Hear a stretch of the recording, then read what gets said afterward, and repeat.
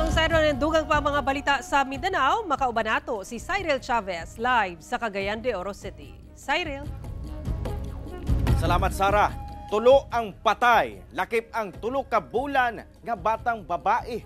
Diyang gi-ambush ang sakyanan ni Ine sa wala pa mailhing mga sospek sa Maguindanao del Sur. Ang detalye sa report ni Efren Mamak.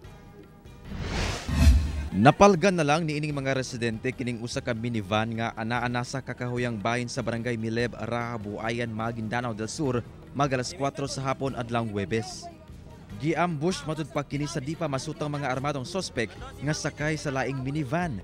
Dead on the spot ang lalaking driver, samtang nadala sa ospital ang laing tulo ka mga sakay. Apan nakabsan gyapon sa kinabuhi samtang ginatambalan ang usa ka inahan ug ang tulo ka bulan niining anak nga batang babae gumikan sa grabing mga samad nga igo sa mga bala sa pusil. Samtang padayon nga ginatambalan ang laing usa ka babaeng pasahero.